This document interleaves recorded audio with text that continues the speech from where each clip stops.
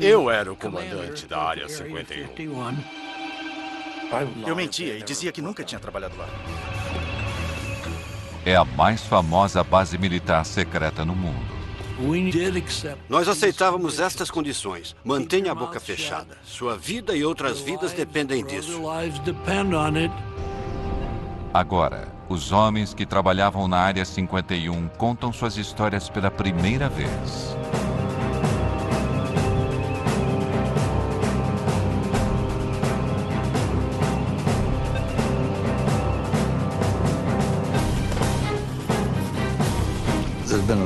Houve uma grande quantidade de informações erradas, alimentadas pela curiosidade natural das pessoas. Quem não sabe o que está acontecendo quer descobrir.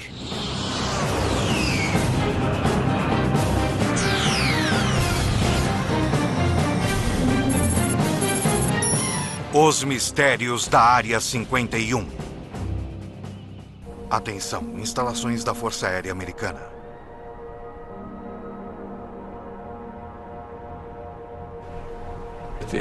A CIA nunca admitiu e nunca irá admitir que existiu uma Área 51. Ponto final.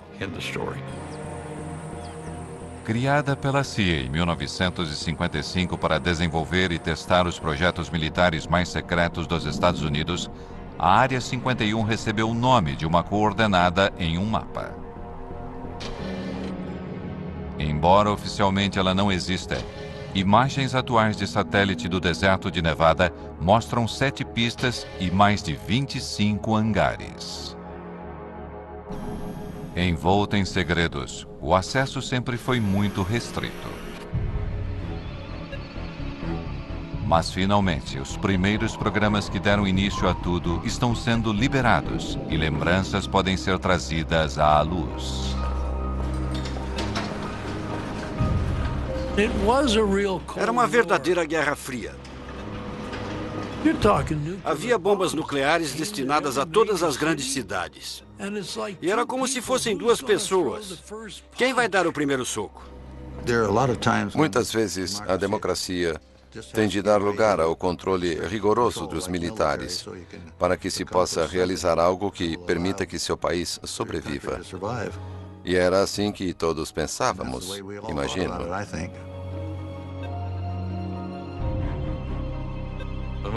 Quando tínhamos uma reunião, lápis e papel não eram permitidos. Os pilotos não podiam conversar entre eles. Nada era escrito. Ficava tudo em nossas cabeças.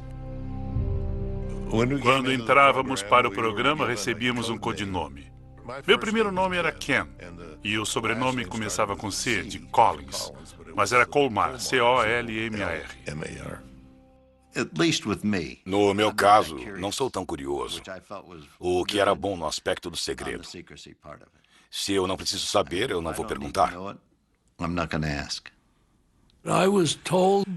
Me disseram para não me incomodar com o que eu podia fazer, que eu estava liberado pelas mais altas autoridades em Washington. Eles tinham um mecanismo para saber o que eu estava fazendo, o que estava dizendo e para onde estava indo.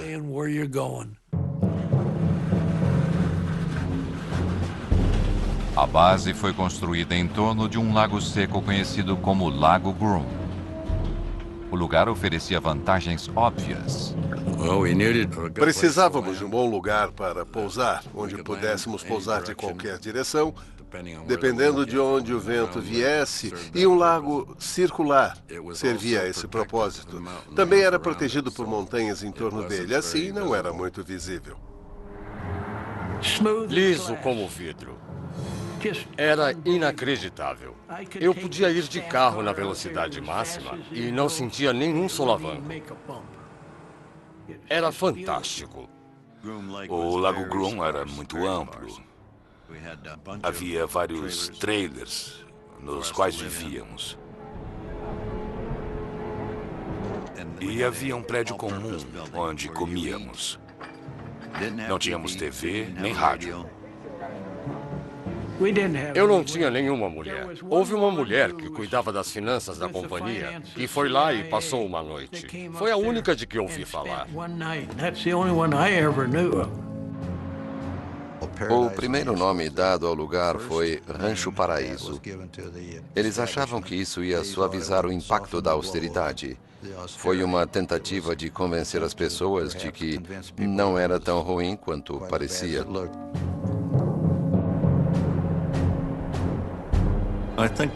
O encanto da Área 51 é que apenas tinha um trabalho a fazer e que não fosse necessário não ia para lá. Não ia querer ir para lá, porque não era grande local de férias. Era um trabalho muito duro. A CIA precisava de um certo tipo de homem para trabalhar na Área 51. Optávamos por ser guerreiros silenciosos. As seletivas de segurança eliminavam as pessoas que gostavam de se exibir. Eu tinha recebido minha primeira credencial de segurança. E fui ao cinema, enquanto minha esposa foi fazer compras com minha mãe. Estava no meio do filme quando entrou uma mulher, uma jovem da minha idade. E no meio do filme, ela me perguntou se eu morava em Las Vegas, há quanto tempo morava em Las Vegas e o que eu fazia. Ela não gostou das respostas. Em meia hora ela se levantou e saiu. Muitas vezes eu me pergunto há quanto tempo ela estava me seguindo, se estava me seguindo ou se era apenas uma das garotas de Las Vegas, à procura de um cliente. Nunca vou saber.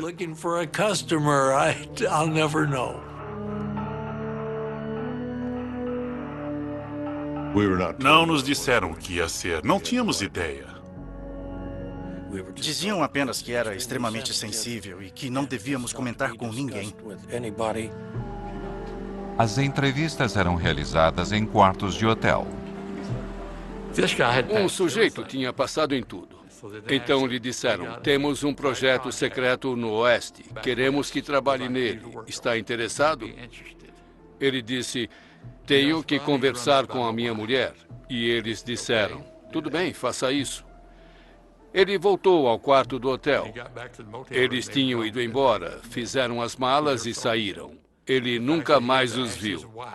O fato de ele ter que perguntar à esposa se podia ou não trabalhar no projeto acabou com suas chances.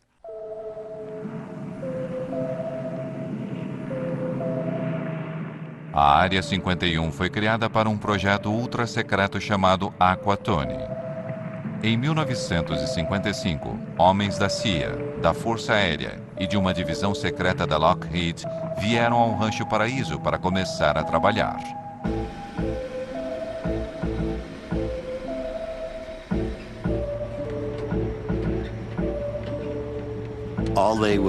Todos nos perguntavam, você vai realmente ser voluntário para ser uma cobaia? E a maioria das pessoas não aceitava, mas eu aceitei. E sabíamos que tínhamos que usar trajes pressurizados. Tinha que ser alguma coisa envolvendo altitude.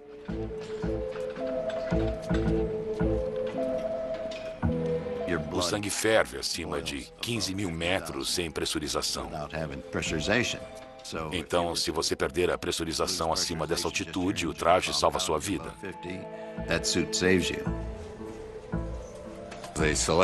Escolheram um fabricante em Boston que fez os trajes sob encomenda. Tinham de ser feitos sob medida, bem justos. Por isso fomos ao David Clark, que fazia sutiãs para a Sears. Éramos medidos. Voltávamos para casa, voltávamos para provar depois que eram feitos. Não podíamos falar quem éramos ou o que estávamos fazendo, só que precisávamos de um traje.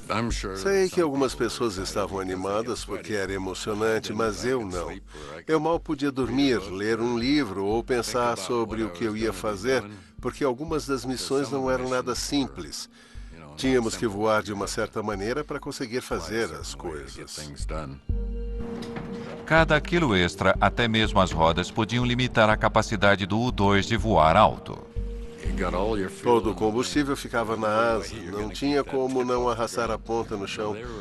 Então as rodas mantinham as asas levantadas e assim que elas tinham sustentação, as rodas caíam E eu já decolava subindo em espiral.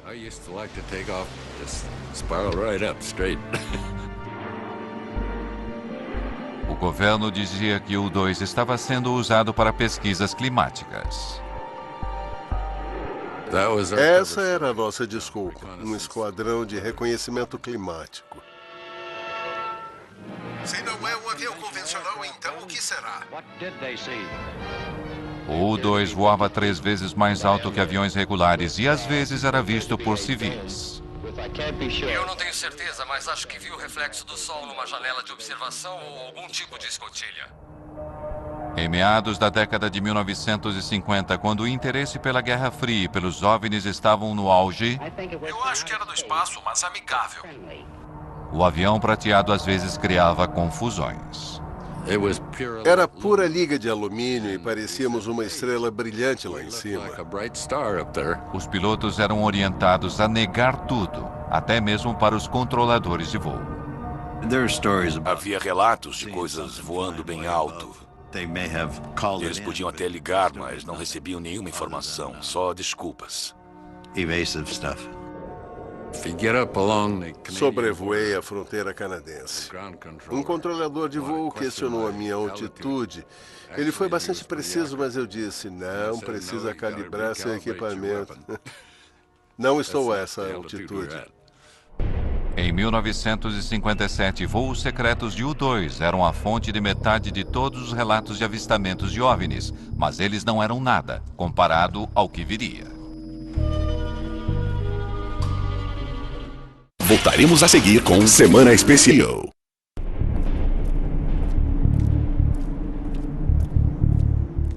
A Área 51 era tão remota que a maioria dos funcionários vinha semanalmente de Burbank ou Las Vegas.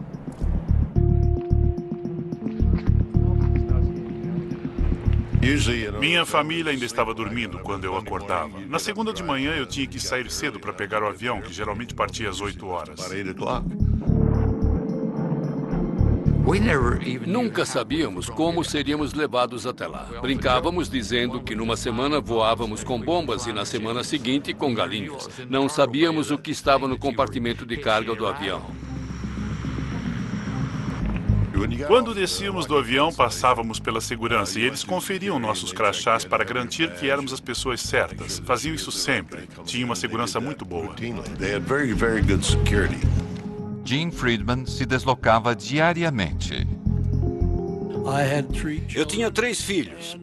E na escola sempre se pergunta, o que seu pai faz? Eu dizia que consertava televisores. E a minha esposa ficava tão ocupada na criação dos filhos, em prepará-los para a escola, que ela não se interessava muito. E ela sabia que eu mexia muito com televisores.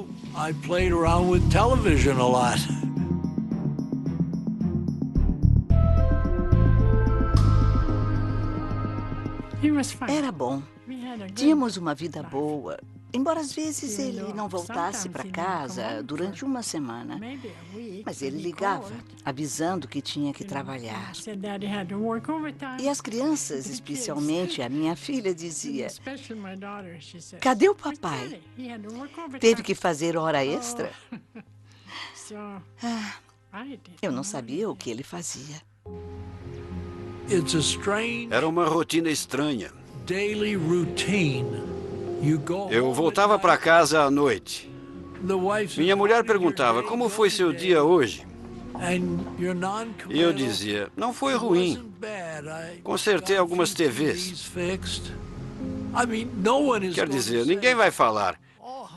Ah, querida, conseguimos detectar a seção transversal do avião mais secreto do mundo nos mínimos detalhes. Tá bom. E o que você fez hoje? Nada. Não podíamos nem tocar no assunto. Vamos encarar a realidade sem pânico. Esta é a nossa realidade. Algum dia, bombas atômicas podem ser lançadas em nossas cidades. A insistência no sigilo total era motivada pela paranoia da Guerra Fria e o temor generalizado de que a União Soviética poderia destruir os Estados Unidos. Um lado desconfiava do outro e o país tinha medo de ser dizimado por um ataque nuclear. Não se confiava em ninguém, nem mesmo nos pilotos de teste da Área 51. Em 1963, o avião de Ken Collins caiu em uma missão de treinamento. Uma semana depois, me perguntaram se eu concordaria em ser hipnotizado. Queriam descobrir se eu não tinha esquecido alguma coisa. Eu concordei. Então, eles trouxeram um psiquiatra importante de Boston.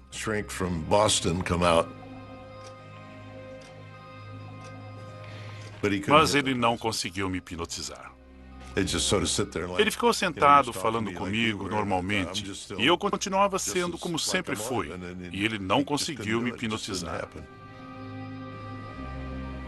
Uns dias depois, um cirurgião da Lockheed chamou e perguntou se eu permitiria que me aplicassem pentotal de sódio.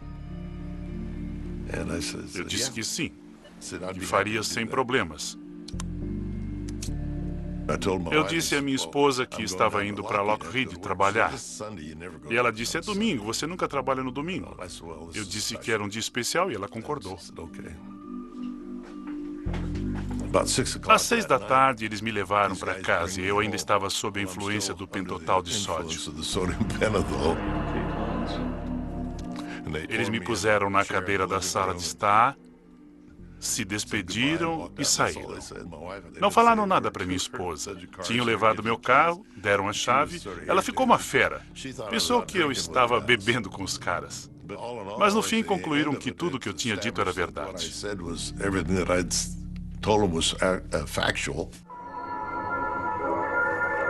Quando uma bomba assim explode perto do solo, dezenas de milhares de toneladas de... O governo corria para desenvolver armas cada vez mais potentes e decidiu realizar testes nucleares ao lado de sua base secreta, a Área 51. Coloquem os óculos. Ficávamos no meio da área de testes nucleares em Nevada e ninguém queria ir até lá. Essa privacidade era muito importante para podermos trabalhar. E fazíamos tudo com uma boa dose de segredo. Mas com mais de 450 explosões nucleares entre 1955 e 1968, o local tinha seus inconvenientes. Quando havia explosões nucleares lá, éramos avisados e tínhamos que evacuar o local. Uma vez demoramos quase 2 semanas para voltar por causa do clima e dos ventos desfavoráveis. Tivemos que usar crachás de radiação para ter certeza de que não estávamos contaminados.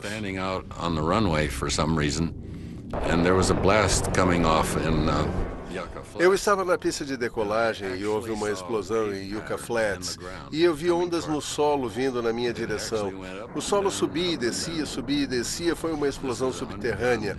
Era inacreditável ver aqueles círculos no chão.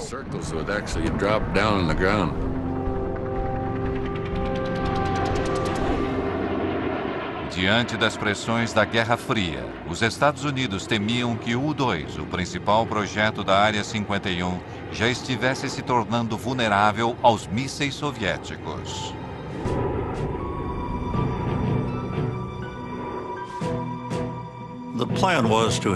O plano era ter uma aeronave tripulada sucessora do U-2, com menor vulnerabilidade e maior capacidade. Pouquíssimas pessoas na CIA sabiam disso. No final dos anos 50, a Área 51 tinha um novo projeto ultra-secreto. Em 1958, comecei a trabalhar no que era chamado de Oxcart. Em 1960, me avisaram que eu tinha sido selecionado para uma espécie de programa de astronauta. Era uma aeronave que propusemos à CIA, que iria voar em altitudes muito elevadas, cerca de 27 quilômetros de altitude. A intenção inicial era voar o mais rápido e o mais alto possível, dificultando ao máximo a detecção de radares.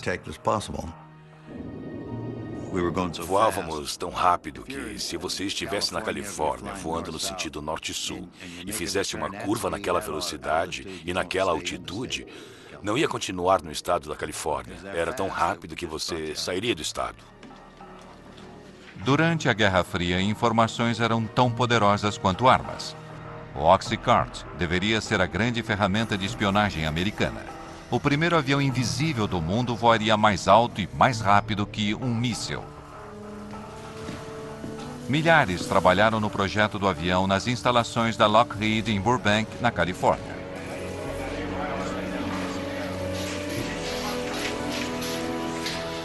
Mas, apesar da grandeza da produção, o projeto permaneceu secreto. O Oxcart tinha um grau de segurança próprio e era o mais alto possível. A aeronave precisava suportar as temperaturas geradas pelo atrito do ar durante um voo através da atmosfera a 3.200 km por hora. O Oxcart tinha 93% de titânio, um material que nunca tinha sido usado num avião. Para conseguir o titânio, era preciso fazer um acordo com a União Soviética. A forma como a CIA trouxe esse material da Rússia, pelo que sei, até hoje é segredo. Não sei como fizeram isso, não sei quem fez. Mas recebemos o titânio de que precisávamos.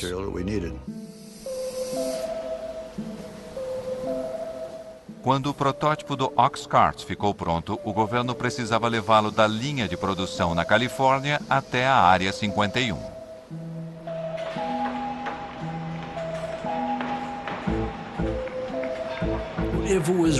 Se fosse redondo, iam colocá-lo numa caixa quadrada. Se fosse quadrado, iam colocá-lo numa caixa redonda. Era muito longo e as asas muito grandes. Assim, as partes foram separadas e levadas de Burbank até o Lago Groom.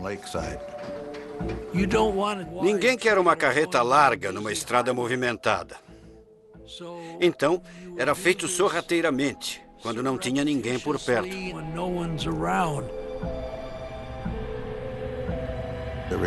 Foi preciso ajuda da Polícia Rodoviária da Califórnia, de Nevada, da CIA e de muito mais gente. O caminho teve de ser limpo, tiveram de cortar as árvores, retirar tudo das laterais da rodovia para as caixas poderem passar.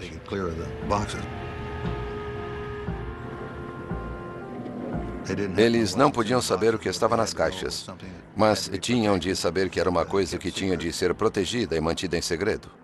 Foi uma operação bem grande para levá-lo até o Lago Groom.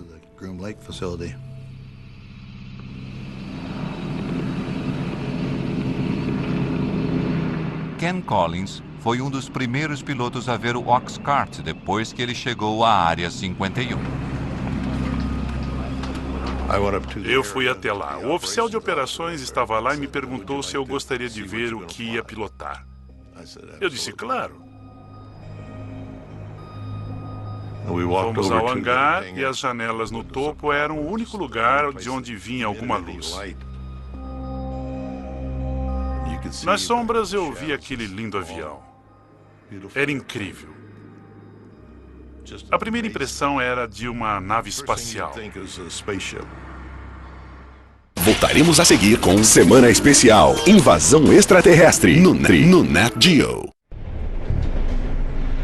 Dentro da Área 51, cerca de 2.000 trabalhadores tinham um único objetivo: concluir o mais recente projeto secreto. Tinha muitas coisas que as pessoas não precisavam saber. É por esse motivo que existia tanta mística em torno da Área 51. Eles não sabiam o que estava acontecendo.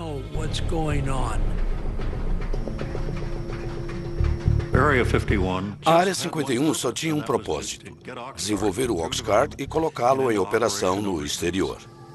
As informações sobre o Oxcart permaneceram confidenciais durante décadas. Seu sucessor, o icônico SR-71 Blackbird, é muito mais conhecido. Mas atualmente, detalhes sobre o Oxcart finalmente estão sendo revelados.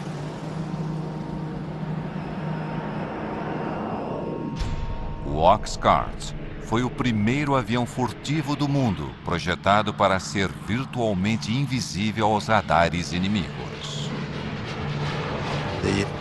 Nos testes de que participei, o avião sobrevoava uma estação de radares. A ideia era descobrir se eles podiam voar sem serem detectados.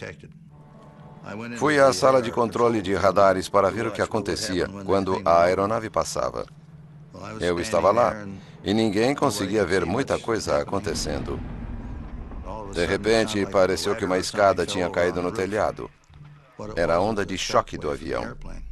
Ele não foi visto nos radares. Parecia que estava fazendo o seu trabalho. A aeronave podia ir de uma costa a outra dos Estados Unidos em 70 minutos, mas seu único objetivo era a espionagem. Estas imagens feitas sobre a Coreia do Norte foram liberadas pela CIA e nunca tinham sido divulgadas antes. Elas revelam a capacidade do avião de fotografar objetos no solo, voando a 27 mil metros de altura, numa velocidade de 3.500 km por hora. A câmera estava num avião voando numa velocidade de Mach 3. A resolução era de 12 polegadas, 30 centímetros. Se você pensar num objeto no chão e puser uma grade sobre ele, com 30 centímetros de lado, cada um desses quadrados vai ser preto, branco ou cinza.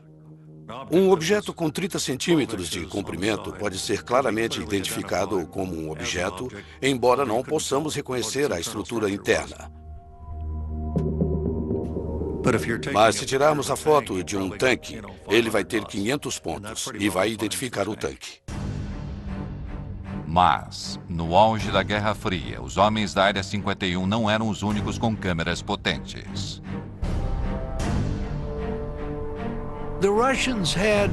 Os russos tinham de 4 a 6 do que chamávamos de latas de cinzas. Tínhamos uma estação de monitoramento de satélites e éramos avisados do momento em que o satélite deveria passar. Quando se aproximavam da nossa região, fechávamos tudo. Tínhamos galpões de emergência. Se um avião estivesse a céu aberto, quando o satélite estivesse se aproximando, era rapidamente levado para esses edifícios. Mas, às vezes, um modelo do Oxcart era colocado sobre um pilar para que suas propriedades furtivas pudessem ser testadas. E com os soviéticos espionando do alto, isso representava um problema. Era muito difícil disfarçar um avião em cima de um poste quando o satélite passava. O pessoal da segurança não queria que eles vissem. Não tínhamos outra opção a não ser tirar a maquete de lá e colocá-la no hangar. E depois colocá-la de volta no lugar.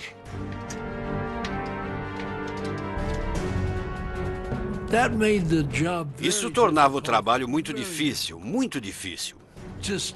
Começávamos a trabalhar no avião e depois o levávamos para o hangar. E era um tal de guardar e tirar, guardar e tirar. Era um grande incômodo. Apesar dos esforços para esconder o avião secreto, agentes de inteligência descobriram que a União Soviética tinha um desenho do avião e tinha encontrado uma forma de detectar o Oxcart. Fazíamos a maioria dos testes durante o dia. A radiação do sol aquecia tudo, menos a sombra.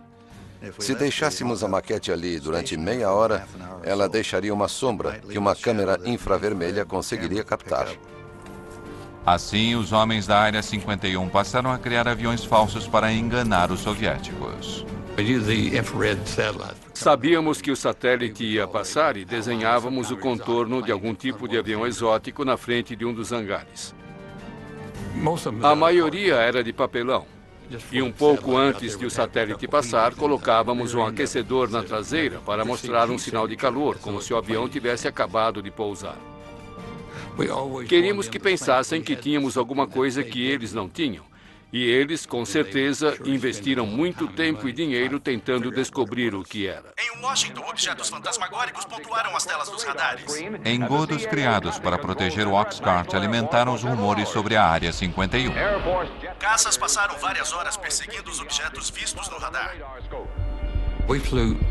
Realizamos 2.850 missões partindo da Área 51 sem que ninguém soubesse. O avião não existia. E, naturalmente, dependendo da luz do sol, era visível. E acabava se tornando um avistamento de OVNI. O general Sandford, diretor de inteligência da Força Aérea, confirmou que os objetos não são armas secretas americanas e afirmou que a Força Aérea vai investigar. Isso foi na época em que a Força Aérea conduzia o projeto Blue Book, investigando os avistamentos de OVNIs.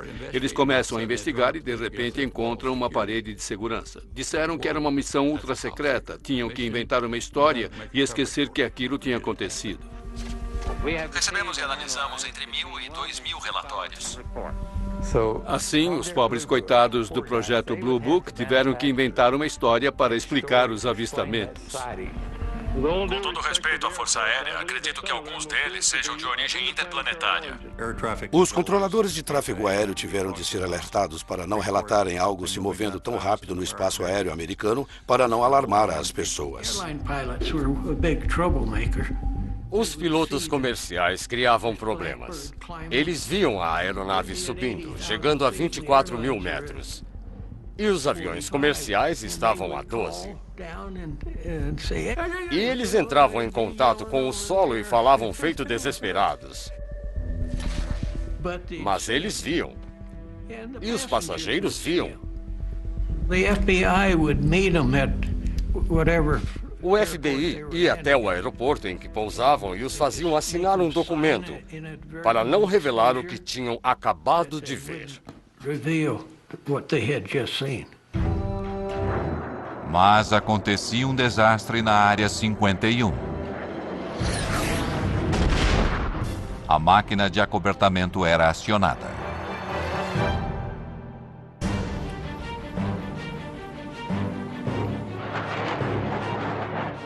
Apesar dos segredos que envolveram Oxcart, indícios de uma falha inicial estão finalmente vindo à luz décadas depois.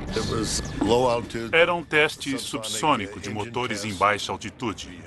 Tive problemas para acelerar até Mach 3. Voei para o norte da área, subi para 7.600 metros, virei para o sul e comecei a entrar nas nuvens. Alguma coisa não estava certa. O avião embicou, ficou invertido e entrou em espiral. Não dava para recuperar.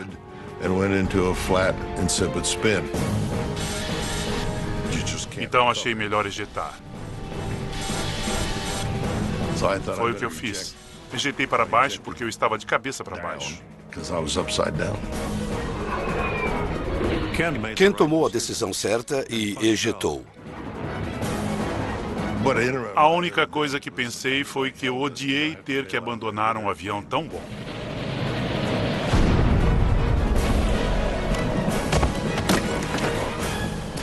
Ele desceu em algum lugar perto de Wendover, Utah. Eu pousei, recolhi o paraquedas, porque achei que ia precisar dele. Talvez tivesse que passar a noite ali e ia dormir dentro dele.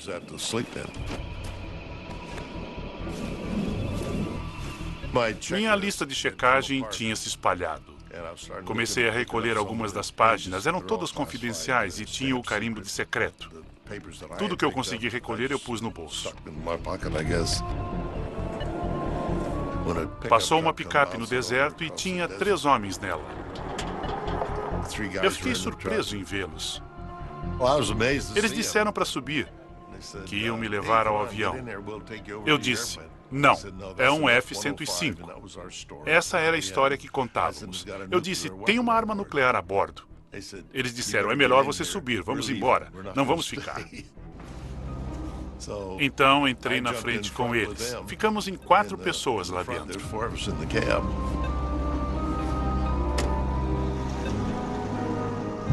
Não sei onde eles achavam que estávamos indo. Se a bomba explodisse, estava tão perto que não teria feito qualquer diferença. Depois da história que Collins contou, eles não estavam muito ansiosos para ir até o local da queda.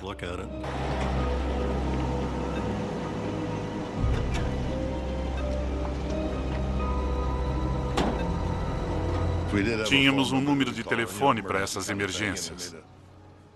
Fiz uma chamada rápida, me identifiquei, só precisavam saber disso e eu lhes disse onde estava.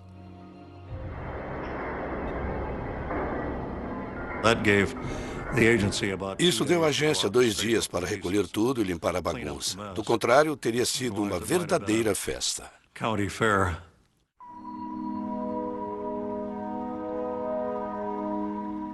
Esta é a primeira vez que fotos do esforço do governo para limpar o local do acidente são reveladas.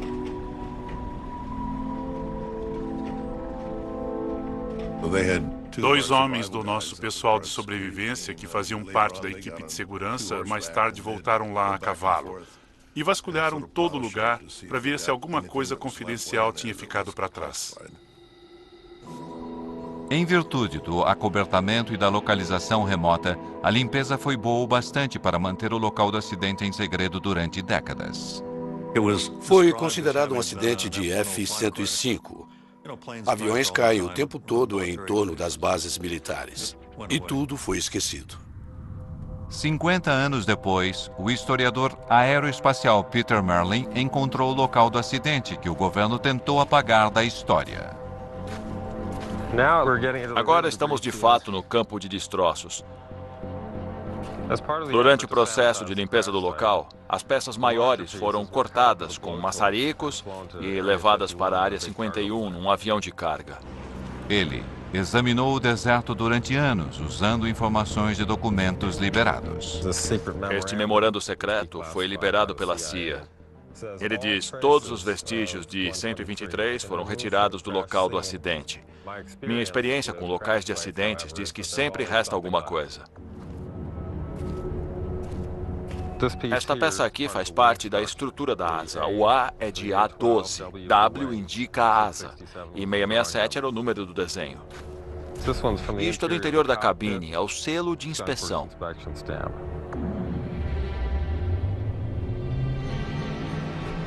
Esta é a cratera do impacto. Tem titânio em todo lugar. Nossa, é um pedaço grande. É um titânio bem espesso. A fuselagem atingiu o solo bem aqui, nos 2 lados. Há uma depressão causada pelos motores. Uma bem aqui. É uma depressão causada pelo motor. Aconteceria a mesma coisa hoje se um avião secreto da Área 51 caísse aqui. Provavelmente haveria as mesmas restrições de segurança. Também inventariam uma história para acobertar. Voltaremos a seguir com Semana Especial.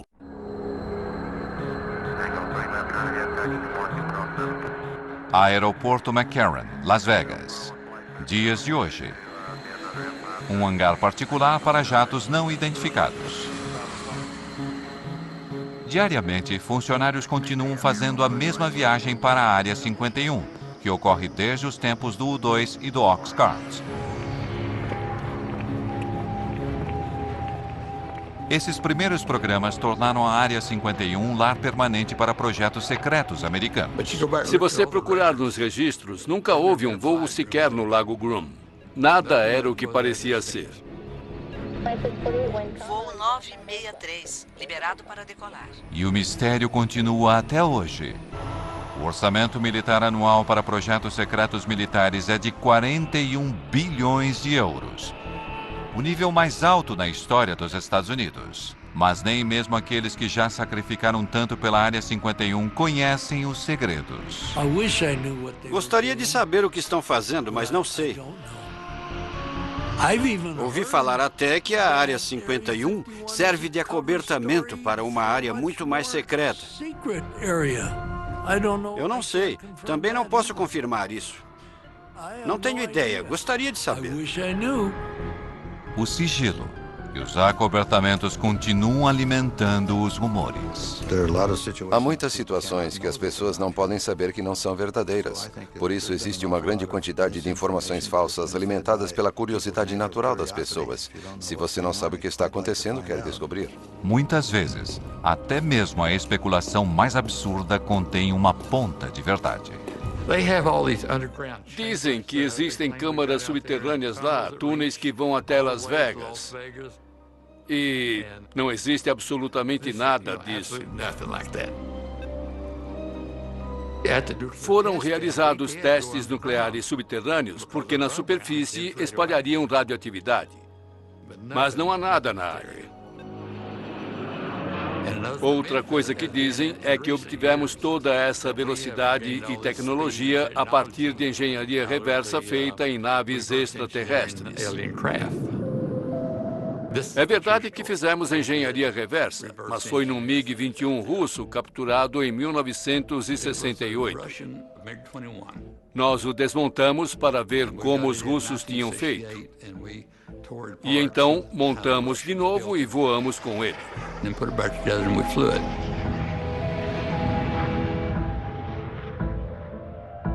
Até mesmo a teoria da conspiração de que o governo encenou o pouso na Lua na Área 51 tem um certo fundamento. Na área de testes atômicos, testamos o veículo que enviamos para a Lua. Testamos todos os sistemas de suporte de vida. Os astronautas foram treinados nas crateras das bombas atômicas. Daí surgiram essas histórias malucas.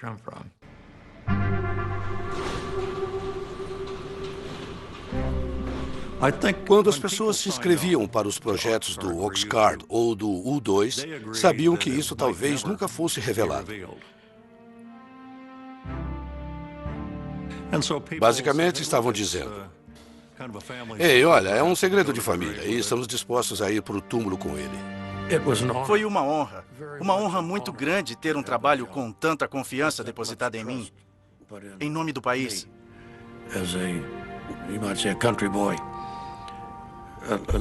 Muita confiança foi depositada em pessoas como eu, que trabalharam lá.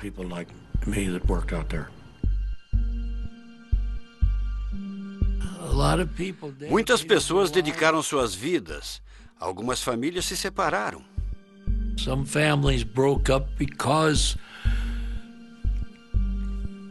Porque a esposa não sabia se o marido ia voltar para casa à noite. Não era apenas um emprego.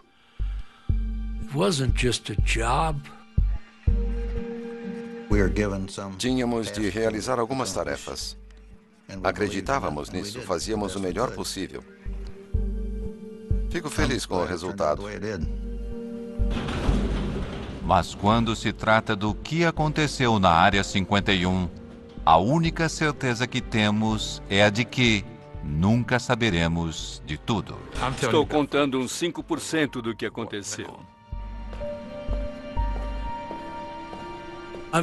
Só contei uma parte da história, sério. Tenho que ser sincero. Versão Marshmallow São Paulo.